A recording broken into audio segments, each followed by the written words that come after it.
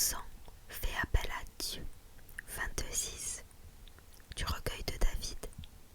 Seigneur, rends-moi justice, car je mène une vie sans reproche, et j'ai en toi une confiance inébranlable. Mets-moi vraiment à l'épreuve, Seigneur, contrôle mes pensées et mes sentiments. J'ai devant les yeux les marques de ta bonté et je vis de ta fidélité.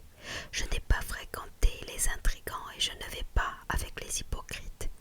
Je déteste les bandes de malfaiteurs et je reste à l'écart des gens sans foi ni loi. Je laverai mes mains en signe d'innocence et je ferai le tour de ton autel, Seigneur, en te disant ma reconnaissance et en racontant toutes tes merveilles. Seigneur, j'aime la maison où tu habites, le lieu où tu meurs, ta présence glorieuse. Ne me traite pas comme des coupables, ne m'ôte pas la vie comme aux meurtriers, dont les mains ont trafiqué dans l'horreur et sont pleines de cadeaux pour corrompre. Moi, je mène une vie sans reproche. Fais-moi la grâce de me délivrer. Je me tiens sur un terrain sûr et dans les assemblées, je dirai merci au Seigneur. Amen. D'un joli psaume. On avance au psaume 40.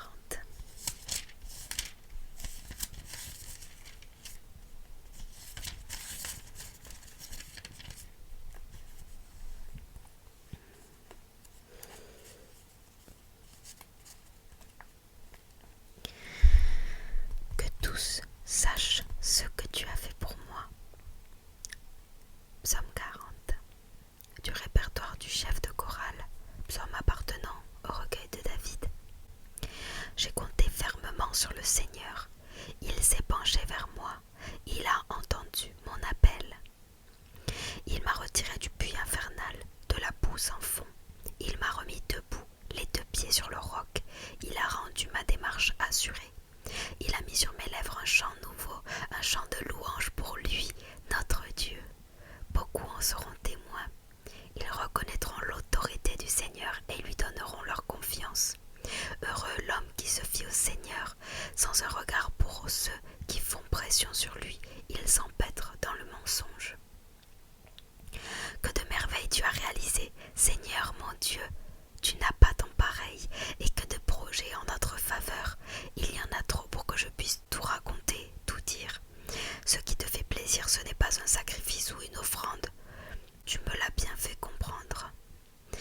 Ce que tu demandes, ce n'est pas des animaux brûlés sur l'autel ou des sacrifices pour obtenir le pardon. Alors j'ai dit, je viens moi-même à toi. Dans le livre, je trouve écrit ce que je dois faire. Mon Dieu, j'ai plaisir à t'obéir.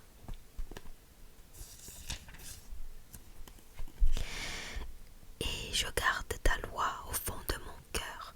Dans la grande assemblée, j'annonce la bonne nouvelle. Le Seigneur délivre. Je ne me tairai pas, tu le sais bien, Seigneur. Je ne garde pas secrète la délivrance que tu m'as accordée, mais je dis que tu es un vrai sauveur. Devant la grande assemblée, je ne cache pas ta fidèle bonté. Toi, Seigneur, tu ne me fermeras pas ton cœur, et ta fidèle bonté sera ma constante sauvegarde. De partout, des malheurs m'ont assailli. Je ne peux plus les compter. Je subis les conséquences de mes fautes. Je ne supporte plus de les voir. J'en ai plus que de cheveux sur la tête. Je suis complètement dépassée. Seigneur, veuille me délivrer. Seigneur, viens vite à mon aide. Honte et déception tout à la fois à ceux qui veulent ma mort. Que ceux qui prennent plaisir à mon malheur reculent déshonorés.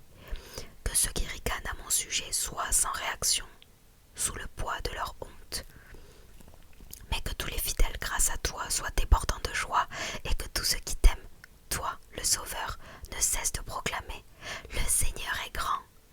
Moi, je suis pauvre et malheureux, mais le Seigneur me témoigne son estime. Mon secours et ma sécurité, c'est toi, mon Dieu, ne tarde pas. On avance au psaume 58.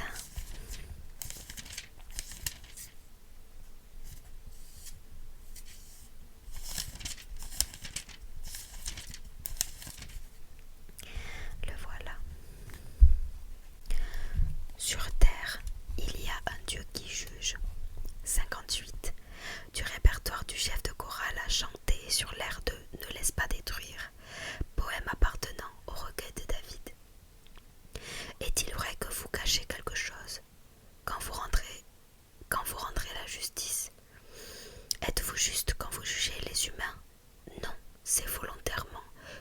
éradiquer l'injustice sur terre et que vous ouvrez la porte aux violences.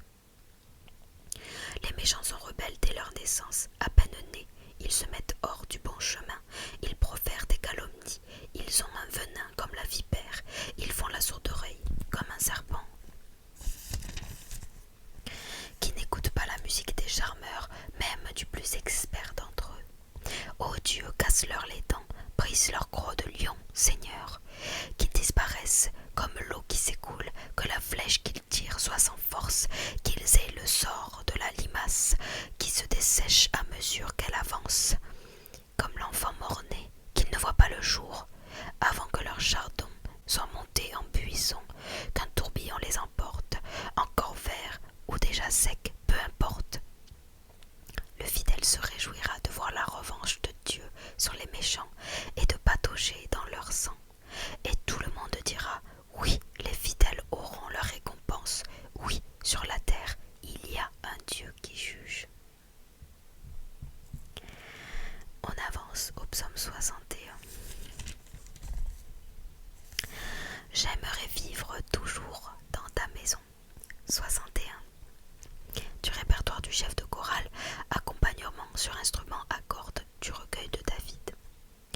Ô Dieu, écoute ma plainte, sois attentif à ma prière. Du bout du monde, quand je n'en peux plus, je t'appelle au secours. Conduis-moi au rocher que je ne puis atteindre. Tu as été pour moi un surprotecteur, une tour fortifiée face à l'ennemi. J'aimerais vivre toujours dans ta maison et y trouver abri sous tes ailes. C'est toi, Dieu, qui entends mes souhaits et qui a donné à tes adorateurs leur part de terre sainte. Donne au roi longue vie, fais-le subsister longtemps, longtemps. Ô Dieu, qu'il règne sans fin en ta présence, que ta fidèle bonté soit sa sauvegarde. Alors je te célébrerai sans cesse par mes chants et j'accomplirai jour après jour les promesses que je t'ai faites. Tout de suite le psaume 62. Près de Dieu, je peux être tranquille. 62. Du répertoire du chef de chorale, d'après Yedoutoun, psaume appartenant au recueil de David. C'est seulement près de Dieu que je peux être tranquille. C'est de lui que me vient le salut. Lui seul est le rocher, la forteresse où je peux être sauvé. Avec lui, aucun risque de faiblir. Jusqu'à quand vous unirez-vous pour assaillir et abattre un homme, comme on abat un mur qui penche ou une clôture branlante? Vous ne pensez qu'à lui faire perdre sa place, vous vous plaisez à mentir, des lèvres vous bénissez, au fond de vous-même vous maudissez. C'est seulement près de Dieu qu'il me faut chercher la tranquillité, car c'est lui qui me donne espoir, lui seul est le rocher, la forteresse où je peux être sauvé. Avec lui, pas de risque de faiblir. Mon salut et mon honneur reposent sur Dieu, mon rocher protecteur, mon refuge, c'est lui. Vous qui êtes là, fiez-vous toujours à lui, confiez-lui ce qui vous préoccupe. Dieu est pour nous un refuge. Les humains, du vent, rien de plus. Les hommes, rien de plus décevant. Sur la balance, à eux tous, ils ne pèseraient pas lourd. Ne vous fiez pas aux méthodes violentes, n'espérez rien de ce qui est pris de force. Si vos ressources augmentent, n'y accordez pas d'importance. Plus qu'une fois, j'ai entendu cette parole de Dieu. C'est à moi qu'appartient la puissance. À toi aussi appartient la bonté du Seigneur, car tu traites chaque homme selon ce qu'il a fait. Et on termine avec notre psaume 64. La victoire de Dieu sur les mauvaises langues. 64. Du répertoire du chef de chorale, psaume appartenant au recueil de David. Ô Dieu, je me plains à toi, écoute-moi, préserve ma vie de l'ennemi que je crains, fais-moi échapper au complot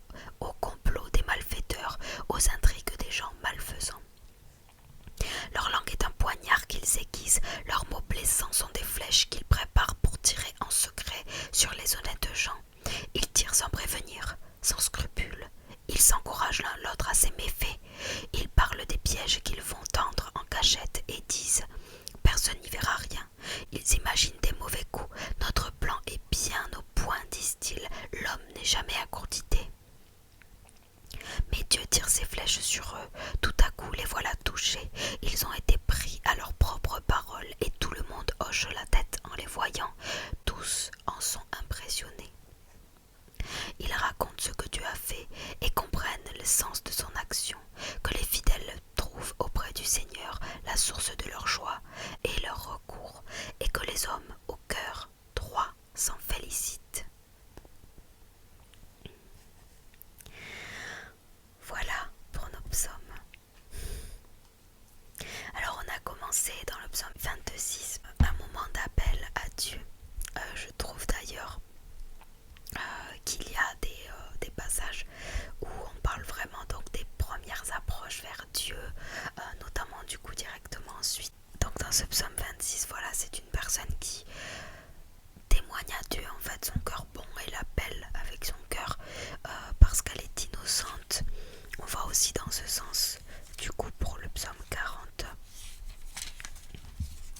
où là c'est plus un témoignage, c'est plus la réception du salut et du coup la possibilité d'avancer vers ce témoignage et de comprendre tout le sens que fait Dieu quand il entre dans ta vie et comment il se développe en soi en fait. C'est fascinant. Dans le psaume 40, j'aime beaucoup le passage où il dit « Il a mis sur mes lèvres un chant nouveau ». Je trouve que c'est tout à fait touchant, surtout parce qu'après on va parler notamment de la calomnie au psaume 64 qui parle du coup de la victoire de Dieu sur les mauvaises langues et c'est exactement ça. Et donc voilà, je trouve que c'est relié à ce niveau-là. Et puis ensuite, donc par rapport à ce caractère d'une personne donc qui reçoit le salut, on est vraiment sur la naissance de la foi, on est sur la reconnaissance de son cœur bon et de son cœur valeureux pour Dieu et pour Jésus, de la volonté d'agir pour lui, de témoigner, de le recevoir, de le prier chaque jour. Il y a vraiment cette dynamique là dans ces psaumes. Et donc du coup sur le psaume 62, on nous dit au verset,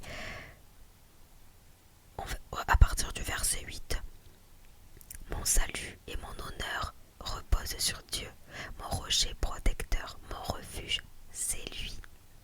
Et ensuite, vous qui êtes là, fiez-vous à lui, fiez-vous toujours à lui. Et dans ce fier, c'est vraiment avoir confiance et on peut aussi se confier, donc c'est du coup lui parler, lui dire tout ce qui nous arrive et voilà, et lui raconter ce qui nous arrive dans nos vies et comment on se sent. Confiez-lui ce qui vous préoccupe. C'est exactement ça, j'ai même pas besoin de parler. Dieu est pour nous un refuge.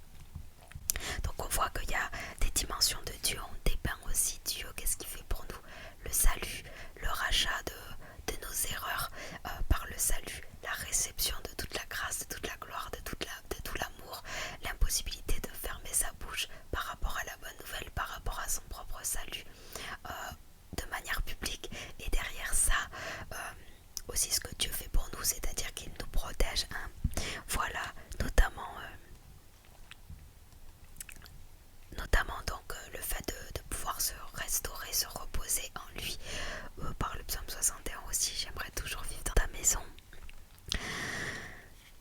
Et aussi évidemment le fait qu'il nous protège au-delà de ce qu'on peut croire et de ce qu'on peut même voir, puisque il y a toujours une victoire en Dieu vis-à-vis des cœurs mauvais et des personnes mal intentionnées, malgré les choses horribles que Dieu peut laisser faire sur terre, comme on a lu dans ces psaumes, que Dieu laisse faire les mauvaises personnes dès leur naissance.